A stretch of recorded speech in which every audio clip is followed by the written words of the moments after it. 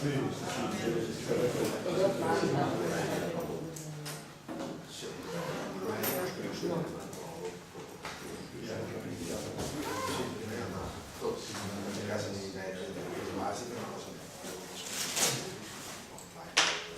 doncs volíem donar la benvinguda a aquesta jornada sobre desobediència civil que organitzem des del departament. És una jornada que hem pensat per presentar el màster reptes de la filosofia contemporània i hem triat aquest format perquè ens ha semblat que era més atractiu, perquè ens permetia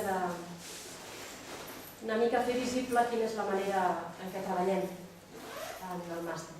Més que explicar-vos quins són els mòduls, en què consisteixen, aquesta informació la podeu trobar al web. De totes maneres, si algú necessita comentar aquesta informació, em pot venir a veure al despatx sense cap problema. Però, com dic, ens ha semblat que organitzar una jornada sobre desobediència civil permetia prendre en consideració tres, que podríem dir que són tres trets d'identitat del màster, tal com està plantejat. Un és el fet de portar a consideració justament qüestions que interpel·len des de la vida i el món contemporanis, i em sembla que el tema de la desobediència civil no cal anar gaire més lluny que avui, aquesta matinada a Barcelona, per veure que és un tema rellevant que ens interpel·la. D'altra banda, un altre tret d'identitat del màster és justament el fet que s'intenta treballar amb eines pròpies del pensament contemporani, sigui quin sigui l'àmbit de recerca, sigui art, política o ciència, que són els tres mòduls, diríem, troncals del màster. La idea és treballar amb aquestes eines de pensament contemporani i fer-ho de manera interdisciplinària i transversal, també. Per tant, el tema d'avui és un tema que entenem que interpel·la no només des del context de l'àmbit que s'aglutinaria en aquest mòdul que anomenem política, sinó que també pot interpel·lar des d'un discurs relatiu a la ciència i des d'un discurs relatiu a l'art. Finalment, l'altre tret distintiu d'aquest màster en relació a altres màsters de filosofia és que té una vocació d'internacionalització molt clara, i és per això que avui hem convidat també la professora Julia Bentuami de Toulouse-2 Le Mirail. Toulouse-2 Le Mirail coordina un Màster Mundus, l'únic Màster Mundus de filosofia a Europa, sobre filosofia francesa i alemanya moderna i contemporània, i el departament, des del màster Reptes de la filosofia contemporània, és membre associat d'aquest consorci, d'aquest projecte europeu de recerca, i per tant, com que fins ara hem promogut aquesta cooperació, però a partir d'ara volem que realment sigui molt real, molt concreta, doncs ens ha semblat també que valia molt la pena mostrar aquesta manera de treballar comptant amb l'aportació, amb la contribució de la professora Julia Bentuami. Per tant, dit això, us agraeixo que hagueu vingut a la jornada i comptem també amb, òbviament, dos professors del departament, l'Oriol Ferrés i el Daniel Gamper, que també han treballat també la qüestió que ens ocupa avui, des d'una perspectiva teòrica, la desobediència civil, i la jornada està pensada de manera que hi hagi les tres exposicions, una darrere de l'altra, a no ser que hi hagi alguna pregunta molt urgent, guardaríem les preguntes al debat al final. L'exposició de la professora Julia Bentuami serà una miqueta més llarga i les dels professors Oriol Ferrés i Daniel Gamper una miqueta més breus. Aprofitem que tenim algú que ve de més lluny per gaudir-ho amb més extensió. Presento una miqueta la professora Julia Bentuami, em sembla que l'Oriol Ferrés i Daniel Gamper ja són prou coneguts a tothom. La Julia Bentuami és, des del 2013, professora en filosofia al Departament de Filosofia de la Universitat Toulouse 2009. El seu àmbit de recerca és la filosofia social i política, la teoria crítica de la raça i la teoria crítica feminista. És membre del comitè de redacció de diverses revistes molt rellevants pel que fa a la recerca en aquest àmbit. És doctora en filosofia per la Universitat Paris 7 de Denis Diderot, en filosofia política, amb una tesi que du el títol La no violència i la desobediència civil com a deconstrucció i refundació polítiques. Aquesta tesi està defensada el 2009 i entre el tribunal, un dels membres del tribunal era l'Etienne Balibar. La seva tesi de màster també tenia com a objectiu l'estudi de la desobediència civil, la desobediència civil en els límits de les concepcions deliberatives de la democràcia, també amb el suport del professor Etienne Balibar, i la seva tesi de grau de filosofia duia per tema una qüestió que també ens ocupa, com sabeu, en el departament, el cos com a norma i fonament de la política Spinoza i Foucault. No diré gaire més sobre la seva tasca de recerca fins ara. L'última cosa que vull esmentar és que està a punt de publicar un llibre que està escrivint, que du per títol també en relació a aquest tema, rellevant aquesta qüestió, la deposició de les armes, no violència i desobediència civil. A París, les premses de París. Benvinguda. Y tienes la palabra.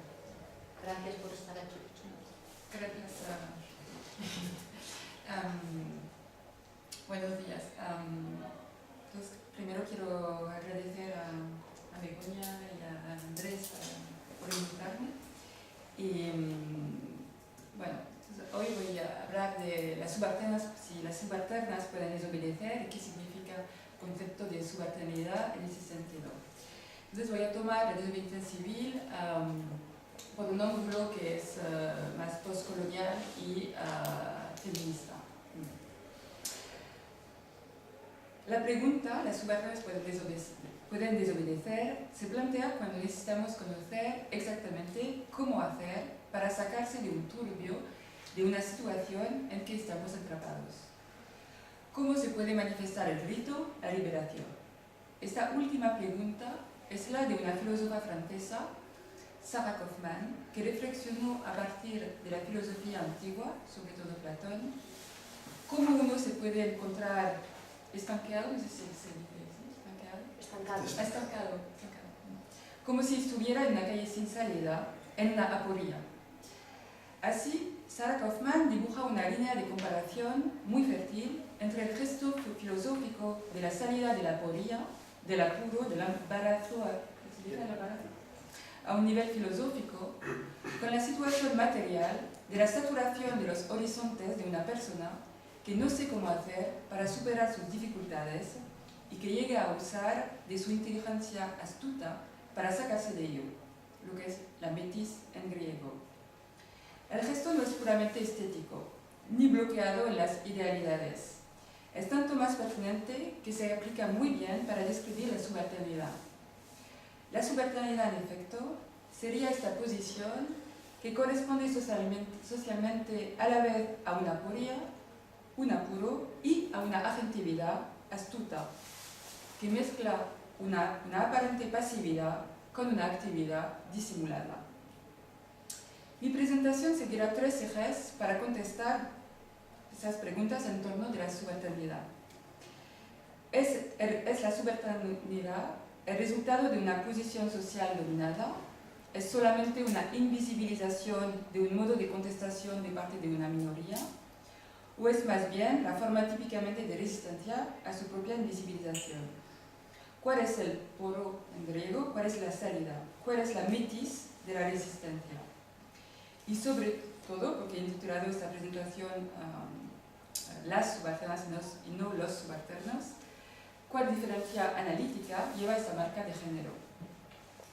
El primer eje será sobre la emergencia de este concepto de subalternidad, su herencia gramsciana dentro de los social studies.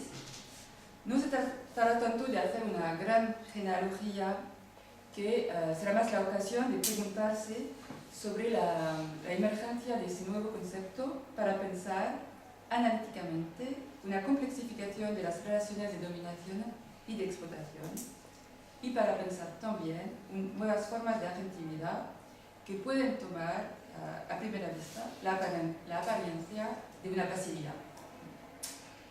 El segundo eje será sobre el análisis del valor teórico de una desobediencia civil en un marco post-representacionalista, cuando se decide a un nivel teórico que los portavoces no son más pertinentes para la crítica social y política.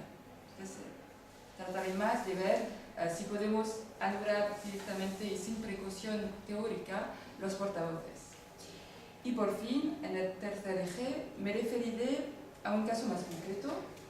Me preguntaré si podemos pensar en la desobediencia de las subalternas, más precisamente de las mujeres migrantes que se cargan del trabajo de cuidado, de care, dentro de un espacio público subalterno, lo que llevaría entonces a cambiar la noción de espacio público, si no es más visible, como si es posible o no un espacio público subalterno. Entonces, mi primer eje, la emergencia del concepto de subalternidad. Este término lo encontramos en los escritos de los Subaltern Studies, que corresponde a un grupo de investigación en la India, en los 80, en historiografía, y que empezó a interrogarse sobre la manera como los relatos de la nación india fueron sobre todo escritos a partir de los discursos de las élites. Reprocho que corresponde clásicamente a la escritura de la historia como escritura de los vencedores. Pero fueron aún más allá de este diagnóstico. Lo que intentaron hacer, entonces, Rajesh Dua, David Arnold, Shahin Amin, son varios, Antibash Chakrabarti, Partash Darji, es ver cómo se podía encontrar en los campesinos, en sus rebeliones, una manera de hacer historia sin que esta historia sea de menos valor que la historia de los grandes hombres, de los líderes, por decirlo rápidamente, y entonces de la burguesía urbana. Y eso significaba cambiar los presupuestos de las herramientas tradicionales de la historiografía nacional, que se encontraba en India bloqueada entre dos bloques, el de la historia de las élites o el de la historia marxista economicista. El reproche hacia estas dos maneras de hacer la historia era de haber considerado las movilizaciones de los campesinos como simplemente el resultado de la instrumentalización del Partido del Congreso, por ejemplo, y de haber entonces interpretado las movilizaciones en el marco de las herramientas occidentales de la Constitución de los Estados-naciones y del capitalismo en la modernidad europea, lo que se hizo a través de la definición de una subjetividad política que implicaba el triunfo de la razón sobre las pasiones oscuras y sobre todo contra la fe, la racionalización de las conductas de los sujetos políticos y la capacidad, como verdadero agente político, de decir dentro del marco de un espacio bien delimitado cuáles son sus reivindicaciones, y todo eso dentro de una deliberación entre individuos razonables. Esta concepción del sujeto político como resultado de un pacto social express y de un consentimiento tácito que continúa a participar a la vida política por su actividad dentro de un espacio público regulado por una distribución presupuestamente igual de razones públicas, entre cuales no puede entrar ningún afecto, ninguna afectividad, corresponde a la aparición en la Europa del siglo XVIII a una forma de espacio público burgués, tal como lo define Habermas en su libro Autónomo. Cuanto al reproche más preciso hacia el marxismo ortodoxo, tal como se practicaba en la India de los 70, es que seguía correspondiendo a un economismo que rechazaba reconocer las potencialidades de la cultura campesina, como por ejemplo y sobre todo la religión, qué hacer en efecto con la convocación de la religión en las revueltas. ¿Cómo hacer por un historiador, es decir, un especialista que se formó a la complejidad de las herramientas racionalizadoras de las ciencias sociales, para tener en cuenta la religión, es decir, la manera como los campesinos mismos justifican sus revueltas? Rana Chigua, es uno de los historiadores de los subalternistas, la figura más eminente quizás, habla de este episodio en The Prose of Counterinsurgency a propósito de la rebelión de los Santales. Tomado literalmente, la declaración del campesino rebelde muestra que el subalterno rechaza a sí mismo toda capacidad de acción o de agentividad o de subjetividad. Me rebelé, dice el campesino, porque Thakur, que es un dios, me apareció y me dijo de rebelarme. Así, el subalterno declara él mismo que no es necesariamente el sujeto de su propia historia. Dipesh Chakrabarti, que es otro historiador, en Provincializar Europa, no sé si se tradujo aquí, se pregunta entonces qué sentido tiene para el historiador de, a la vez, tomar en serio la opinión del subalterno, que atribuye a un dios la capacidad de actuar para rebelarse, y de querer dar a la potencia de actuar del subalterno o a su subjetividad en su propia historia un estatuto que precisamente esas declaraciones niegan. Así, la conceptualización de la subalternidad interviene precisamente en esta negación de los propios actores dominados de su propia agentividad, pero también interviene dentro de la negación por la teoría política de tomar en cuenta esta forma de agentividad que tendría, según sus detractores, el defecto de una falsa conciencia o de una forma de alienación, y aún peor, cuando uno se refiere a lo que dice Marx en el 18 Brumario de Luis Bonaparte, cuando analiza cómo los campesinos contribuyeron a una alianza con la pequeña burguesía de las ciudades para justamente atribuirse un representante, un jefe. Los campesinos entonces serían más permeables al populismo, a la constitución de la figura del jefe. Y entonces no serían maduros para un protagonismo histórico emancipador.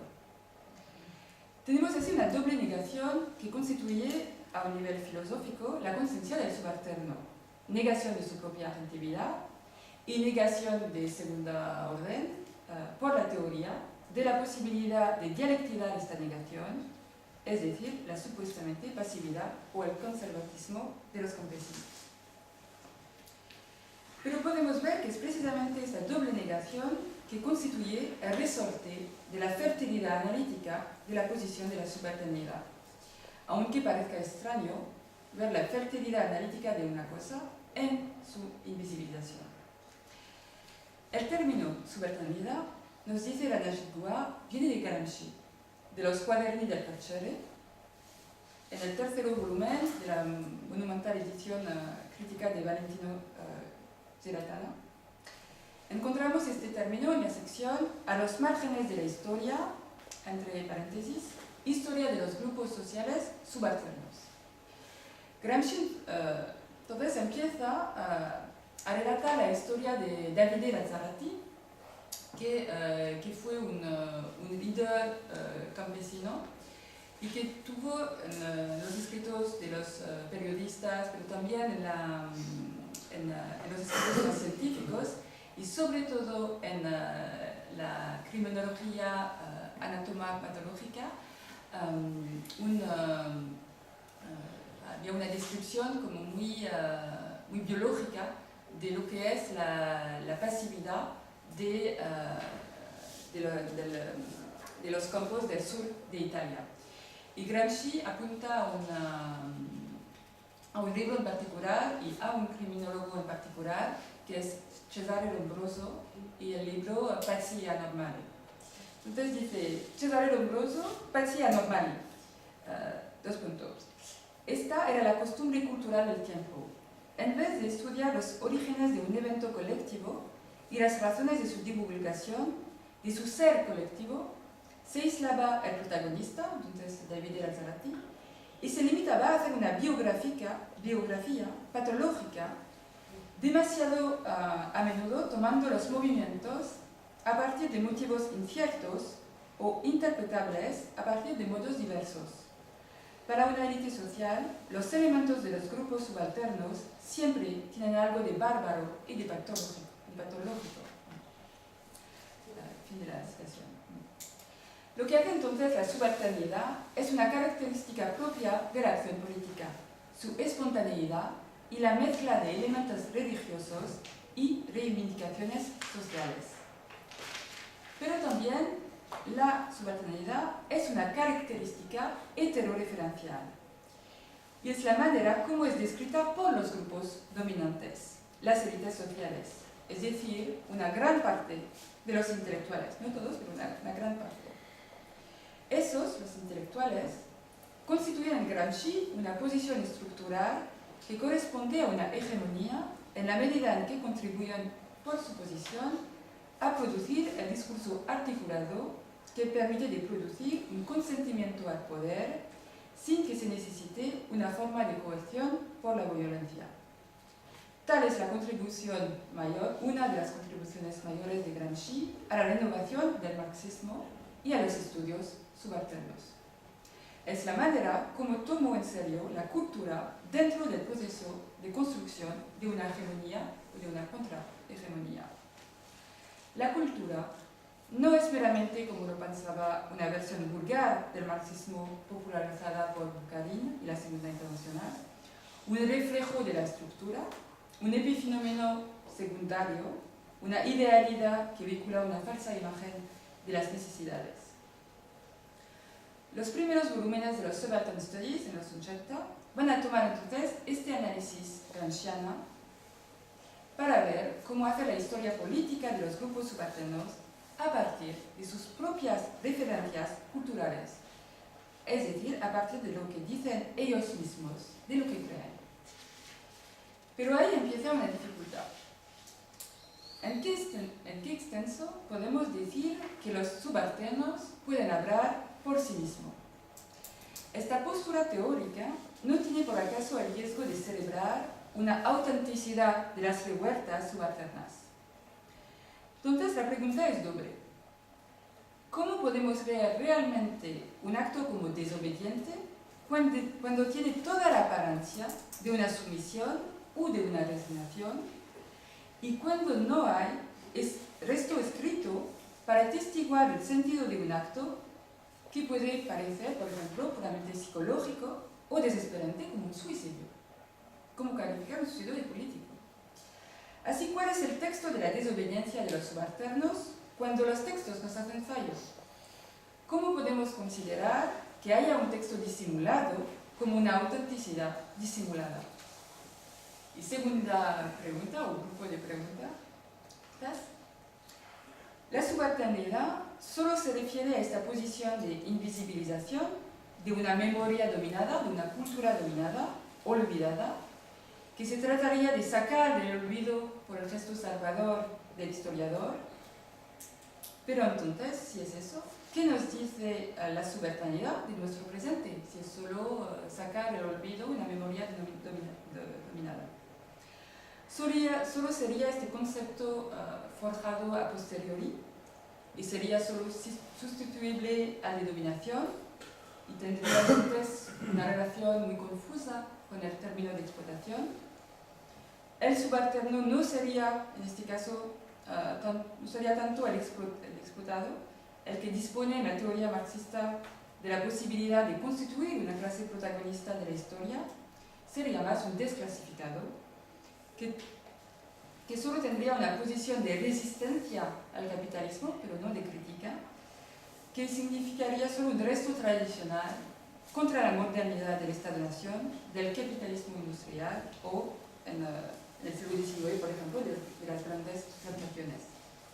Sería una categoría puramente cultural, un poco como los luditas, despreciados por Marx porque se rebelaban en contra del medio de producción, la máquina, en vez de entender que el verdadero enemigo es el modo de producción.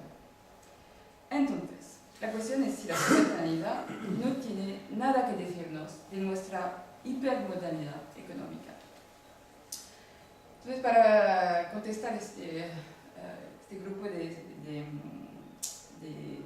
preguntas, de cuestiones, voy a pasar a mi segundo eje, entonces ver si podemos verdaderamente hablar de una autenticidad de la voz de los subalternos, que es la meta del esfuerzo, ¿no?, del grupo de los subalternos studies, es precisamente sacar esta memoria del olvido.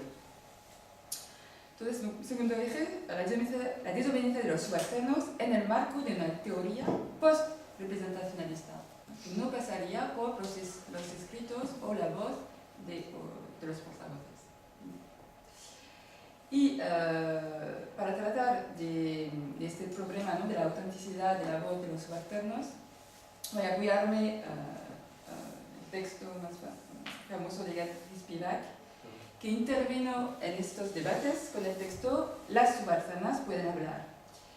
Intervino con varias cuestiones que dirige de una manera muy compleja a varios escenarios, pero hoy en día me voy a interesar sobre dos escenarios: Foucault y Deleuze, y de manera general los intelectuales occidentales, y otro escenario, el grupo de los subalternos studies, Panajigua, sobre todo.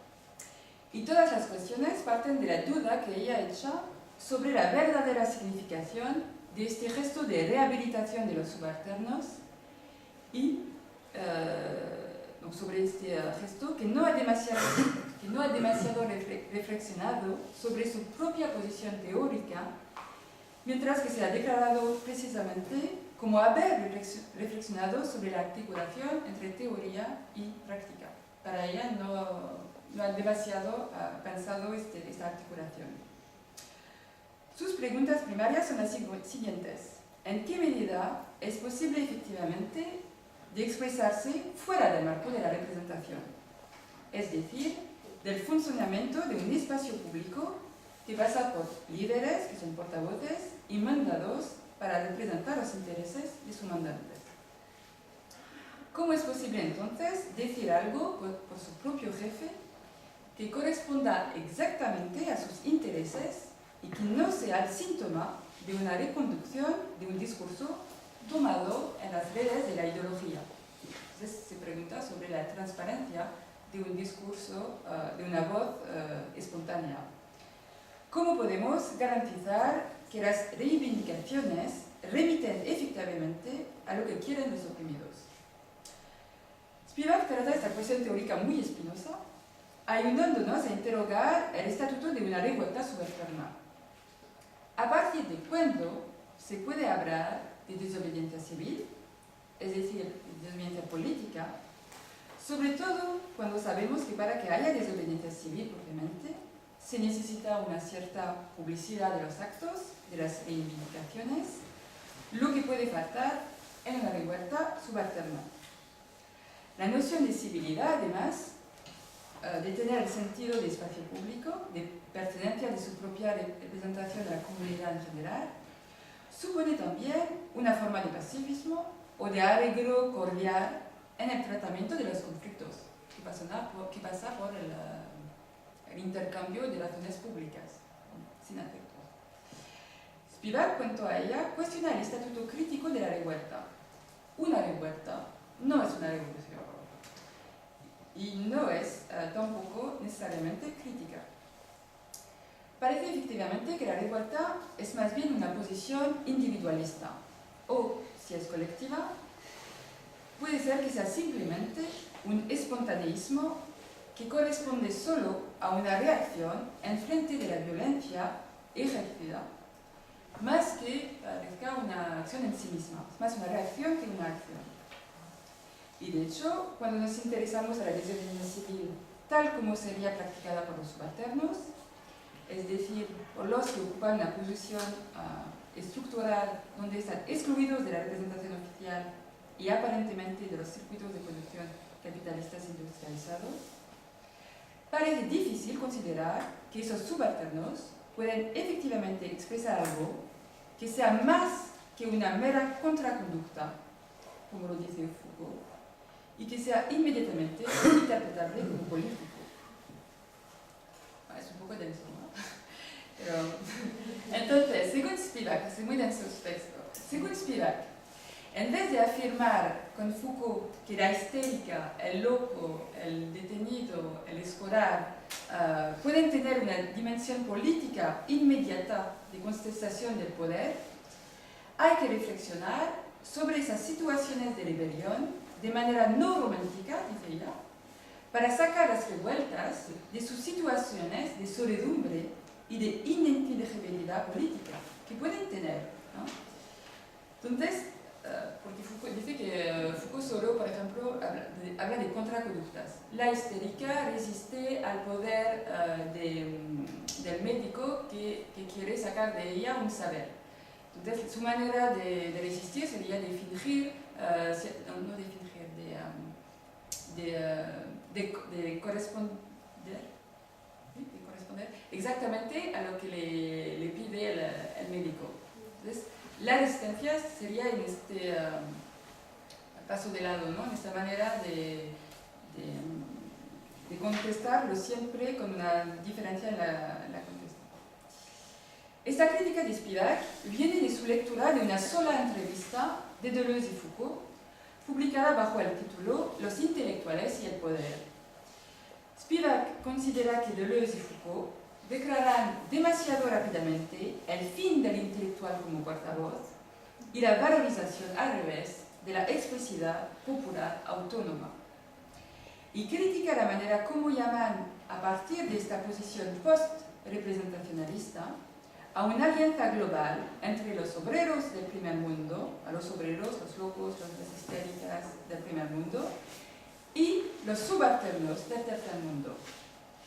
Por ella, parece que hay ahí un error de apreciación que remite a una menor estimación de la economía política, defecto que lleva a no dar atención a lo que Engels ya había subrayado en una carta a Marx, que el obrero del primer mundo pudo tener interés en el imperialismo hacia el tercer mundo y a una división internacional del trabajo irrisoriamente a su ventaja.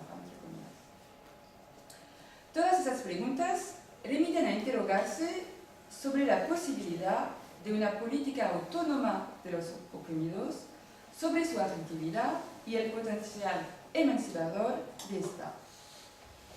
Interrogarse no significa aquí condenar, sino más bien reflexionar sobre las imposibilidades reales, las aporías que pueden anihilar el potencial político de los subalternos cuando se decide por arriba de abandonarse demasiado fácilmente a una apología de la autenticidad y de la transparencia de la voz desnuda del oprimido, que sea pobre, mujer o de color, sin que hayamos tomado en serio, como lo hizo Marx en su tiempo, dice Spivak, el papel de la ideología. Si estas reflexiones sobre la plaza de la representación y del intelectual son fundamentales por un estudio de la desobediencia civil, es precisamente por esta atención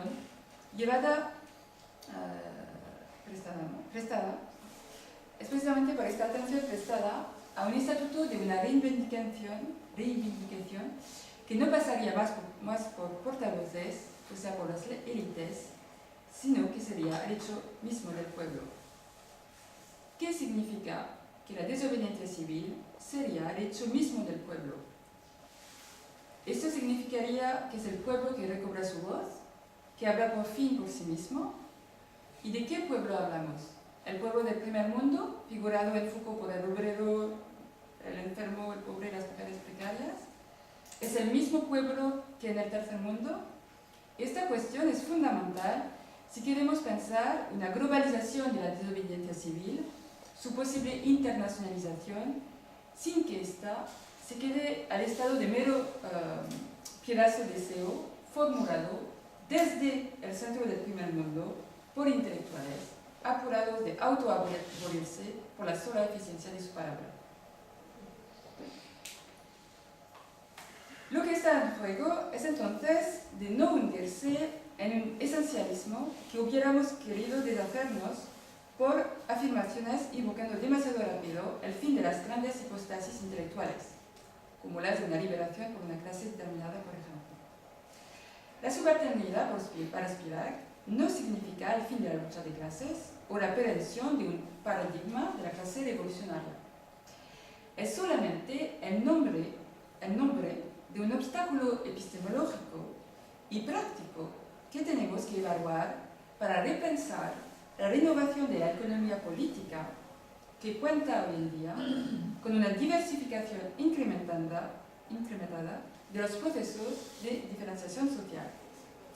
Y eso es importante también para pensar una praxis cuando uno no pertenece más a una clase reconocible como tal y que no dispone tampoco, entonces, de una conciencia de clase, como es el caso, por ejemplo, de Spivak, de todos los trabajadores paracapitalistas, entre comillas, y que son formados por una población que parece excedentaria, pero que es al centro de la producción capitalista. Si hoy en día la activista Vandana Shiva llama a la desobediencia civil en India para que los agricultores puedan libremente resembrar sus tierras a partir de semillas que no sean genéticamente bloqueadas. Modificadas. No, Sí. No. castradas. Sí. Esterilizadas. Para que las semillas entonces puedan producir a su vuelta semillas que puedan dar nuevas cosechas perennes. Es porque las condiciones materiales de vida y de trabajo de los subalternos se encuentran en el centro de relaciones de poder mundializadas. No es solo marginal. La subalternalidad no es un concepto de la marginalidad, pero al revés de la centralidad capitalista. Una desobediencia civil es posible para los subalternos solo si tomamos en cuenta la manera como hoy en día efectivamente el biopolítico se conecta a la economía mundial. Para Spivak, llamar al revés, como lo hacen Foucault y Deleuze, está como muy enojada contra Foucault y Deleuze, pero a partir de solo de una entrevista, esta entrevista hace 5 páginas. Entonces, no voy a discutir la pertinencia de la... No, sí, de la crítica, me interesa directamente. Entonces, llamar, como lo hacen Foucault y Deleuze, sin ninguna prudencia teórica, a la experiencia concreta de los oprimidos es un error. No practican, dice ella, lo suficiente lo que ella llama una contradicción constitutiva, es decir, solamente la dialéctica, que ella tiende a reconciliar con la deconstrucción derridiana. No me voy a parar en esto. Por eso ella analiza la noción de representación y sus implicaciones prácticas para entender lo que anulamos exactamente en el proceso de representación. No se trata entonces de vanagloriarse precipitadamente de la posibilidad por los subalternos de hablar por sí mismos, sino más bien de entender lo que impide una tal toma de palabra auténticamente revolucionaria. Se trata de entender cómo la crítica puede ser efectivamente el hecho de los que no son intelectuales, a condición que subrayamos, para ella es esencial, la violencia epistémica que se ejerce hacia los subalternos.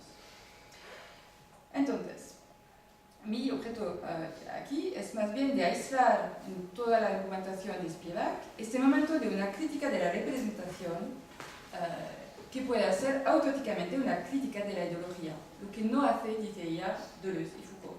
No hacen una crítica de la representación y después una crítica de la ideología. Entonces, de la transparencia de la conciencia. La noción de representación es doble, nos dice Spivak. Bueno, es algo muy clásico, pero lo repite aquí. Remite tanto al mandato, a la sustitución, y cita el término alemán, Vertreten, remite tanto al mandato, a la sustitución, como a la figuración, la puesta en escena, Darstellen. Es el aparejamiento de esas dos versiones de la representación que debe hacer el objeto de un desvelamiento ideológico. Spivak toma, por ejemplo, el análisis que hace Marx en el 18 Brumario de Luis Bonaparte. Este último, Luis Bonaparte, es designado en 1851 como representante de los pequeños campesinos. Desarrolla el papel a la vez de una sustitución y de una figuración. Es decir, que la posición de clase de los campesinos tiene como una identidad diferencial de clase. El campesino se distingue al mismo tiempo de la clase obrera y de la burguesía. No tiene conciencia de clase en sí mismo, es solo heterorreferencial, en el sentido que no entiende la comunidad de su interés de otro modo que por la figuración y la representación a cargo de un tercer hombre, Luis Napoleón Bonaparte. Esta tentación en las clases subalternas de la representación, de buscarse un jefe, no es algo que solamente podemos ignorar, como lo hace Deleuze y Foucault, llamando a una alianza de clase, sin analizar la distancia que puede haber entre posición y conciencia de clase, ya que esta confusión puede llevar a la identificación peligrosa de los dos lados de la representación en la figura populista del jefe.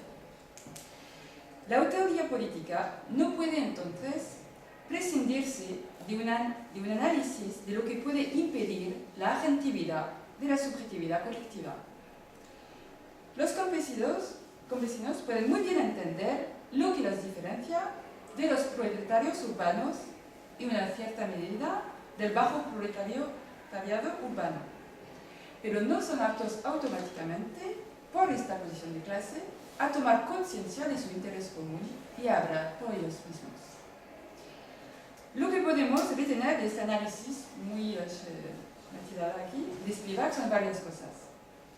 La primera es el riesgo populista que conlleva irremediablemente toda ausencia de análisis de la representación y una llamada a un espontaneismo de las masas. En contra de un Deleuze que dice, entonces eso es en la entrevista, Deleuze dice, es eso la teoría, es exactamente como una caja de herramientas, nada que ver con el significante. Eso Spivak no se lo perdona, de decir que no tiene nada que ver con el significante. Spivak nos dice al revés que la experiencia espontánea de las masas, de los oprimidos, debe hacer el objeto de una deliteralización, ya que precisamente es estructurada semióticamente. La segunda cosa que retener de este análisis de Spivak, para entender bien cómo una política directa de los oprimidos no tiene nada evidente, es la necesidad de prestar atención a la conjunción de los fenómenos de explotación y de dominación a través entonces de las herramientas de la economía política y sobre todo de la historia global que se elabora a partir de la división internacional del trabajo. Solo una perspectiva mundial de la geografía de los procesos de explotación y de dominación puede llevar a una política que pueda dar cuenta de la realidad de los sujetos explotados y dominados del tercer mundo. Y después entonces, eso podrá abrir una posible crítica global, un feminismo global, postcolonial, que evalúa perfectamente lo que significa de ser en la imposibilidad de rebelarse y de defenderse por sí mismo, apoyándose justamente en una crítica de la violencia epistémica. ¿Y qué es esta violencia epistémica? Es la violencia que consiste, es un término de Spivak. Según Spivak, esta violencia que consiste en autoconsagrarse emancipador universal desde el primer mundo, cuando uno quiere salvar a los demás de ellos mismos o de los que se parecen a ellos.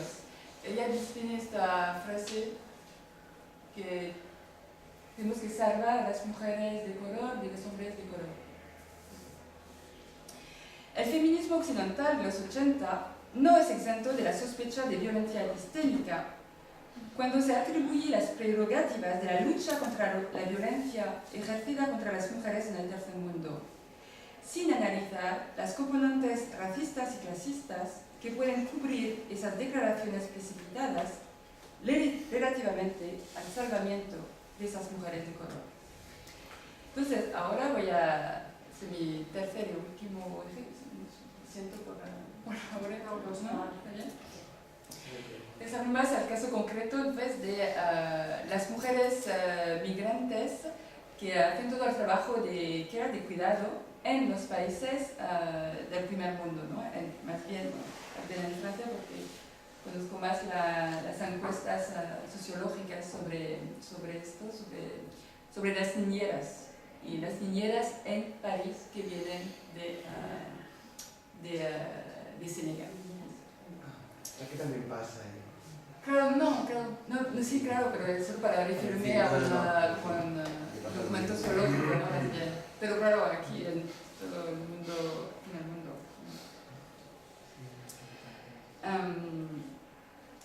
y esto tiene que ver, la internacionalización del care, del cuidado, tiene que ver con nuevos procesos del neoliberalismo. La potencia justamente de dominación del neoliberalismo se apoya en los dispositivos, las técnicas de poder que se acaparan los recursos de la resistencia y les retorna en contra de las que las utilizan para dominarlas aún más.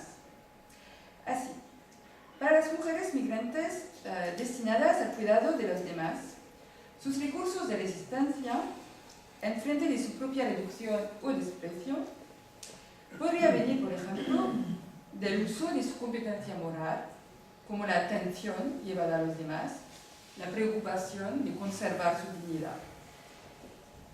Pero ¿cómo hacer cuando precisamente esas lógicas afectivas son esas mismas que nos oprimen? ¿Cómo hacer cuando se arranca un chantaje afectivo para significar la indignidad de una reivindicación salarial, por ejemplo, o de una demanda de transparencia contractual, cuando se oye decir que la profesión de cuidar a los niños es, entre comillas, el oficio más hermoso del mundo?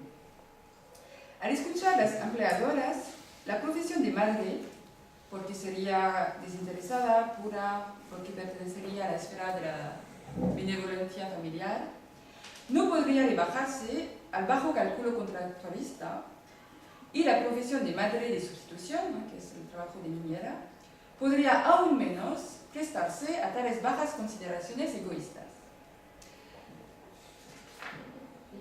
Existe, de hecho, una instrumentalización de parte de los empleadores y de ciertos gobiernos respecto a la cuestión del género, como lo atestan las discusiones en 2011 en la Organización Internacional del Trabajo, que estaban en torno del implemento de un plan de acción para la integración de la dimensión de género en las convenciones sobre el trabajo doméstico.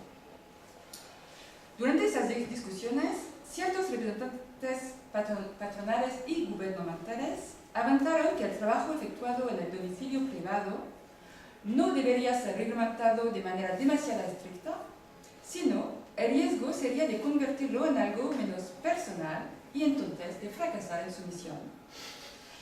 ¿Cómo hacer entonces para no tener vergüenza de sí misma cuando su trabajo es precisamente de obrar al mantenimiento de la dignidad, de la decencia y literalmente de no desplazar nada y entonces de no reivindicar nada atrevido?